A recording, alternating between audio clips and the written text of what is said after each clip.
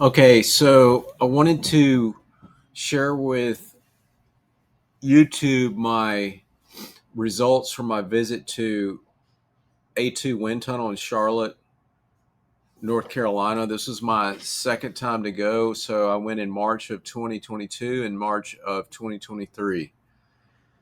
So the picture on the left is how I arrived, the setup I had upon arrival, which was 13 years of not being on a TT bike or doing real any training on the bike seriously. So I did not come really to test equipment. I came to test my position.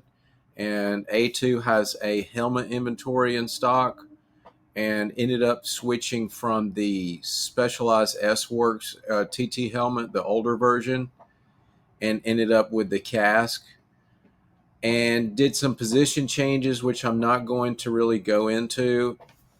Um, most of the photos I'm going to post are exactly equal pictures because the tunnel has several different camera angles, and those camera angles and pictures are exactly the same every single time, so you can really reference one picture off another. So you can note on my first visit, my elbow pads were lower.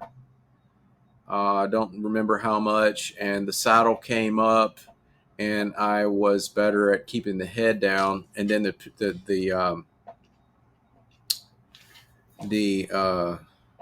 I don't remember what I was going to say. Anyway, I post the wattage from zero yaw, and then they do a 7.5 degree yaw as a standard. After this last visit, I just realized that you can modify the yaw to be anything you want. And if I went back, I would be testing at 0 and 3 degrees yaw, not 7.5 degrees. And the faster that you go in your typical races, the less yaw you're going to encounter. And typically, I'm around the 30 mile per hour mark. So I'm not having as much yaw, say, as somebody who's doing 40K an hour or in an Ironman or something to that effect. So I'm going to be paying more attention to the wattage numbers with zero yaw than 7.5 degrees yaw. So let's go to this last visit, which is this is the on the left. You have the finished result from last year, and then on the right, it is my starting result from 2023. Now, when I went back to the tunnel, I had a lot of things in my mind I wanted to change, to test, to see what did what. I started with a team kit, just a regular Criterium Skinsuit, just for kicks to see what it resulted as. And I started off with just a regular road race sock, and we'll get into all those results. So my Aero extensions are different this year than last year. They're the Aero Coach extensions versus last year they were the stock S Works Shiv TT extensions. And looks like my elbows were a little bit higher this year.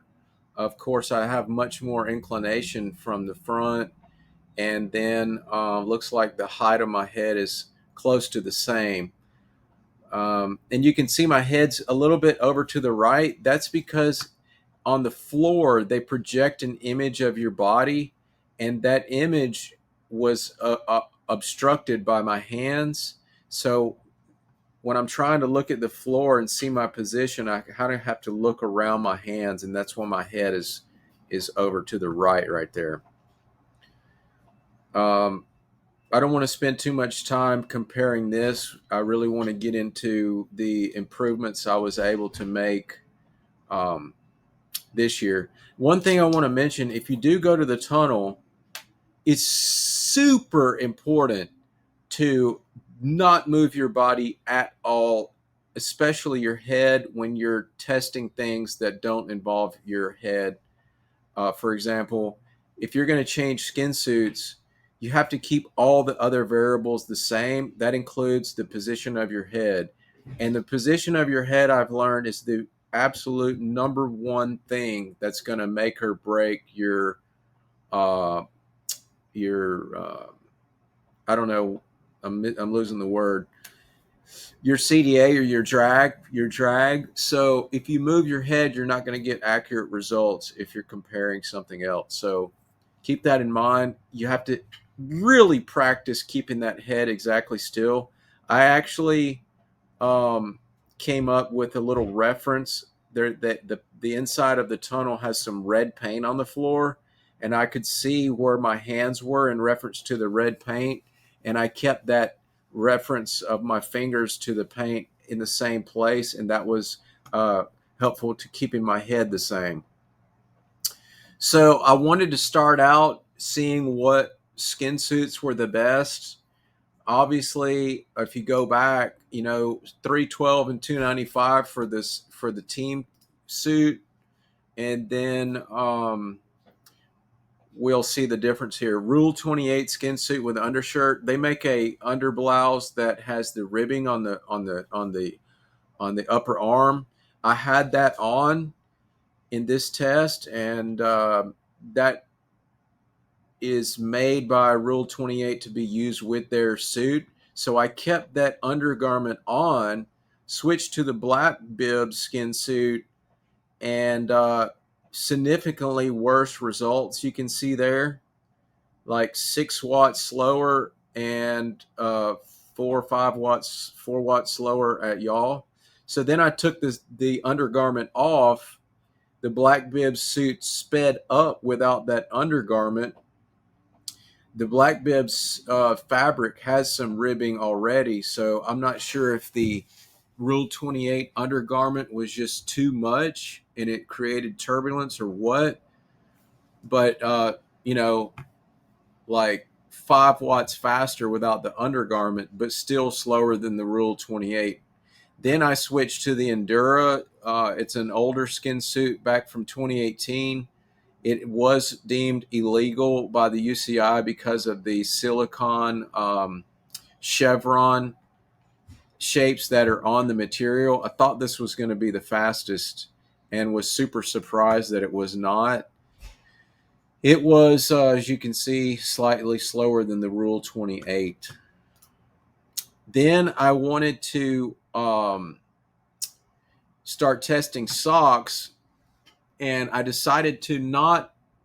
I realized while I was at the tunnel that I needed to rule out which bottle setup was faster, slower, because I felt like the bottles that I was choosing could have an effect on the socks I was using. So let's jump over to the bottles, which is what I did next. Now, these socks I'm wearing are the Silka Aero socks. It's just like a normal sock you would just go train in and whatnot. And then um, very, very surprising results. So I kept the skin suit the same to take that variable out. Went with no bottle, went with the XLab Aero bottle, and then went with just a normal training bottle. And crazy enough, the training bottle was probably statistically the same at 0 yaw as the Aero bottle. And I just thought that that was shocking. And another thing to notice here, I actually made a mistake on one of the tests and forgot to put my visor on. So we get some data about no visor versus visor. So the top left we have no bottle with a visor. Top right we have no bottle, no visor. And without the visor, it was slightly faster than with a visor. So some of this stuff is pretty counterintuitive and um, a little bit surprising to me. I really just, some of it, I don't really quite have a common sense answer as to why the results are the way they are. Maybe some of the engineers out there could answer why we had some of those results. If you, one thing I'm noticing just doing this video, on the top left, you see how the end of my helmet there is poking up just a little, and here it's completely more, it's down more and more flat. That is enough to make kind of this difference here. Um, Obviously, this one would, on the top right, would be a little bit faster, but still, it's a visor, no visor, and you would think it'd be quite a bit slower, and it's not. It looks to me like you could just go without one and probably be the same or possibly better.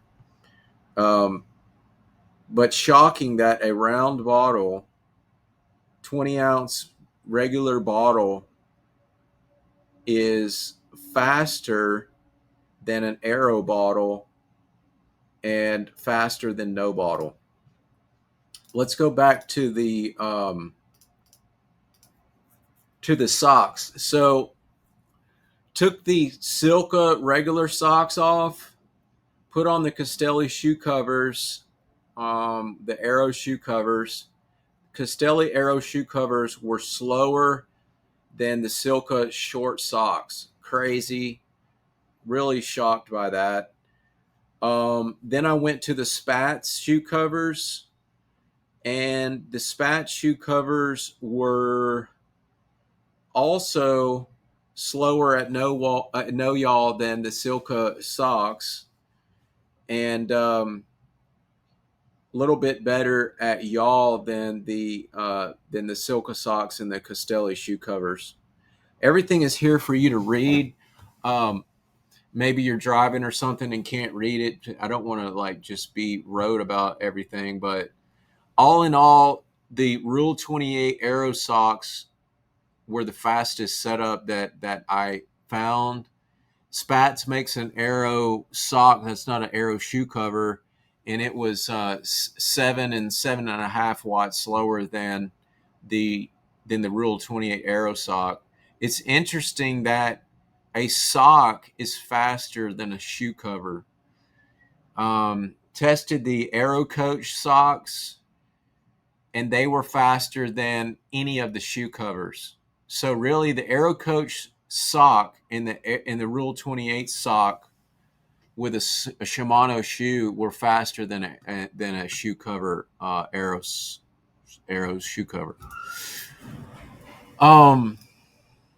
So last year I used these Rule 28 Aero gloves, and they were quite a bit slower than no gloves at no yaw, and not a whole lot faster at yaw. So I don't think that these work. Then I tested this Aero crankset cover, and the website claims 3 to 5 watt savings. For me, at no yaw, it was almost it was exactly 10 watts slower, and was two and a half, 2.7 watts faster at yaw. Um, this adds a pretty significant amount of, I guess you could say, bulk when you look at the bike directly from the front, and I'm guessing that's why it was so much slower with no yaw. Of course, it's kind of smooths the surfaces out from the side, so that could explain why it was faster at yaw. Then I started changing my position. I dropped my front end a centimeter, kept the crank cover on just to keep the variables the same, and then I dropped the front end another centimeter, which was 2 total centimeters of drop. So when I dropped it 1 centimeter, let me see.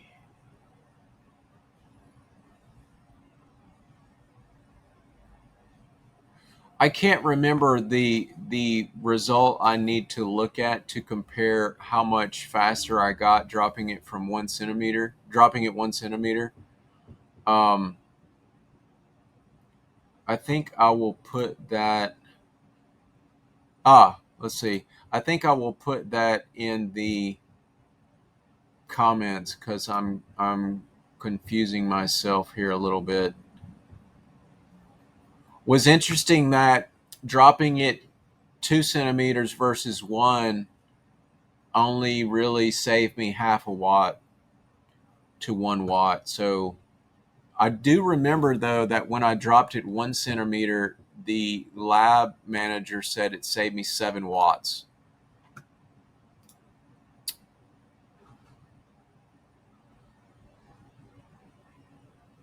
I would like to expound on that at the end of the video. I'm going to add on about that. So then I started testing. I settled in on dropping it all the way at the front. And then I started testing some of their helmets. The Bambino Pro was quite a bit slower than the Mistral KASK. And then the POC Tempor was slower than the Mistral as well. Um, so it's pretty cool that you can go there and play around with their helmets. And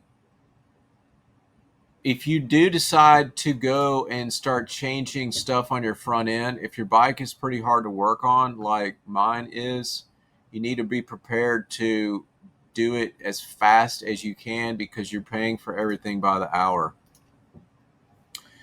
So, first pick is just my normal relaxed head position. I have some visibility. It's not amazing, but I can still see.